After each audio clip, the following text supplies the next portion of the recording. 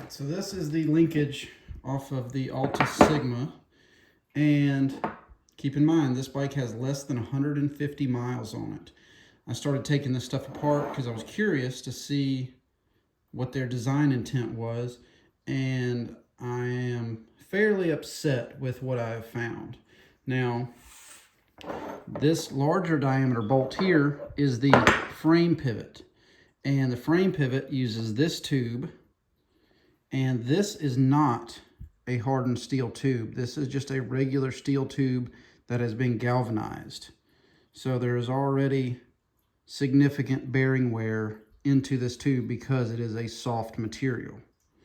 So that's the start of the issues, but it is fairly clean. Now, the rocker arm here has this small sleeve and this small sleeve. Well, you can see there's already some wear on that sleeve, but it is clean.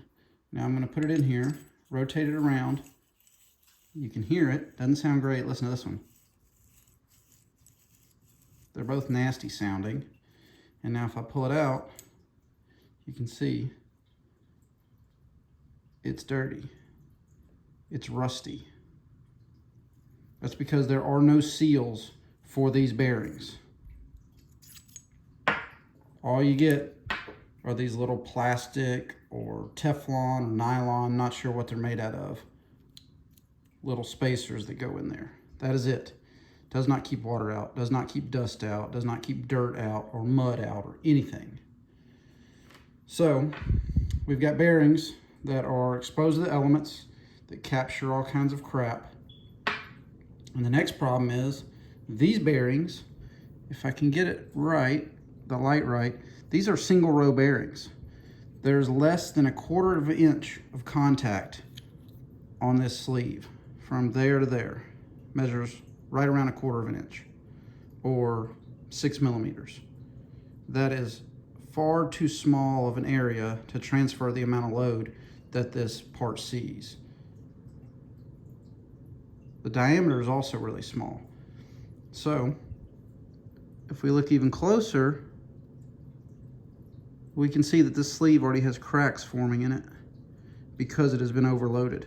The bearings are worn, the sleeve is already worn. Now this sleeve and this sleeve are hardened steel, or at least they appear to be hardened and ground. This is the proper material to use, not this. But even then, hardened means brittle. So there are already cracks forming in this. And again, remember, less than 150 miles on the bike. So we have no seals. So crap gets in and ruins the bearings. Bearings are severely undersized.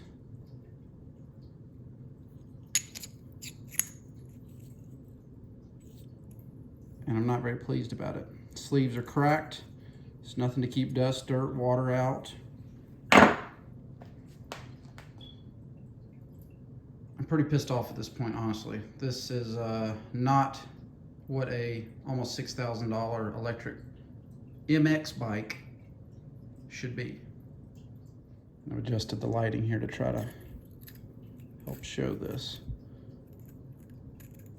That is a crack.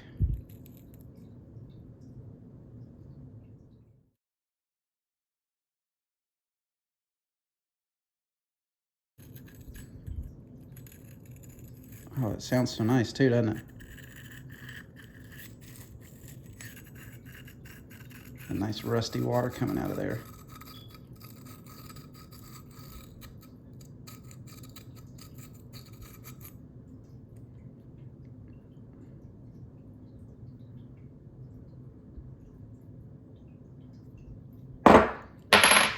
This is junk. Just cleaning off, this is the frame side sleeve again, which is just galvanized, and already significant wear where the bearings ride because this is too soft of a material. And you can just look at the surface finish difference. Just mild steel that's galvanized. You can see all the pitting and just not a nice smooth finish. versus an actual hardened and ground shaft. It's fairly obvious. With severely undersized bearings for the load. Also the diameter. These two pieces are under the exact same amount of load on this bike. A larger diameter bearing is going to handle more load because there are more rollers in contact with the circumference. When there's loaded, only half the bearings are loaded, depending on the direction. So for some reason they chose this giant pin and this tiny little sleeve for the same amount of load.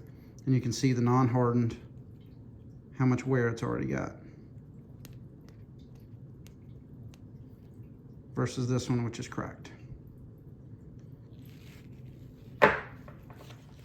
Now I have yet to dig into the actual swing arm to frame pivots here.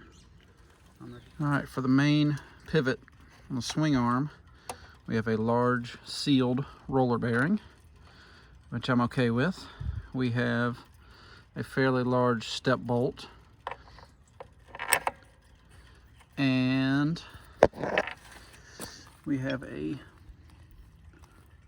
little steel collar that is a spacer.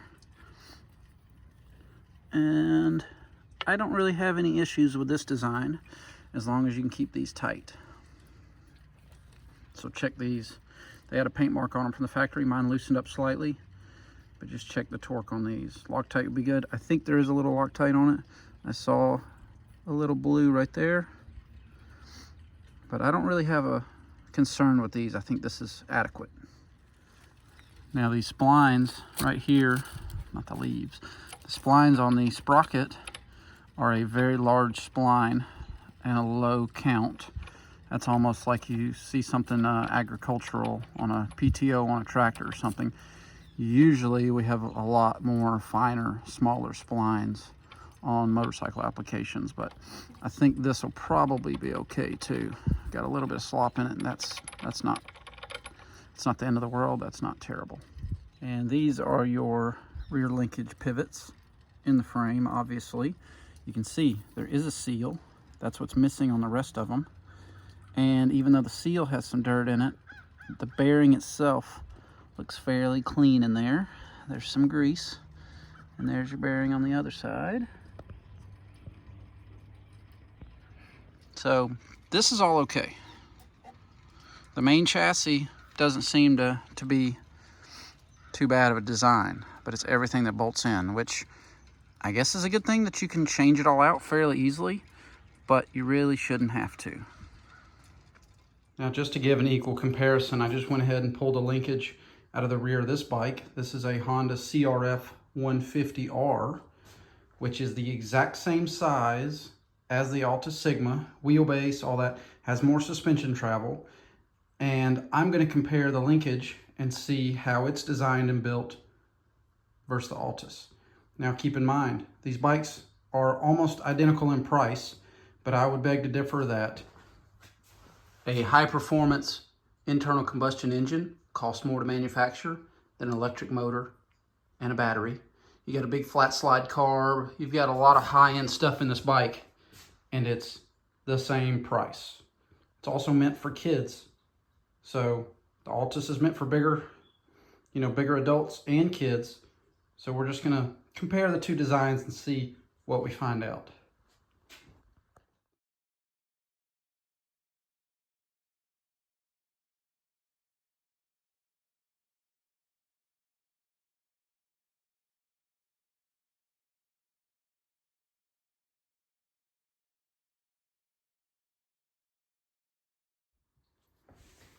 All right, we've got 2024 Altis Sigma versus 2007 Honda 150R.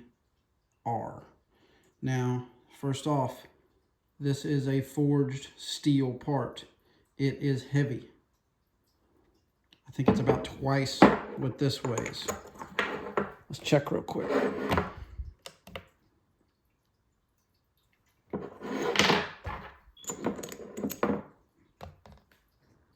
.381 grams, 672. So almost twice the weight.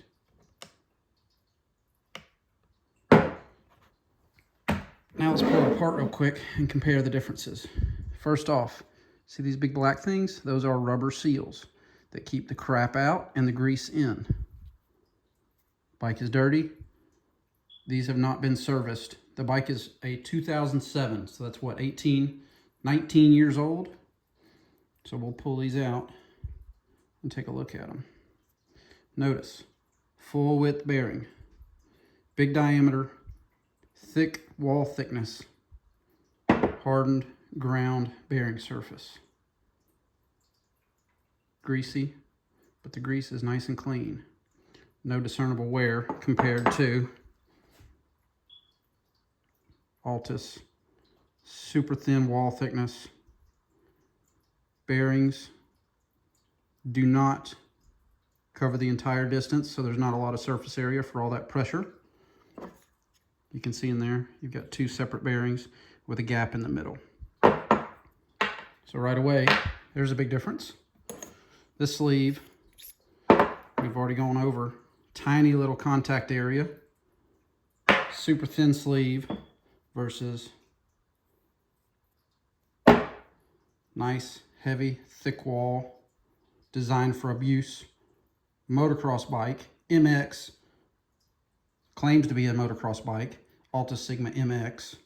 So you tell me which one you think is gonna survive better. 19-year-old, it's been ridden hard. 150 miles of not even hard riding yet. All right, let's look at these bearings. Look at that. Two super wide bearings. No wear. You can see a little bit of discoloration. That's normal, but there's no wear on this pin at all.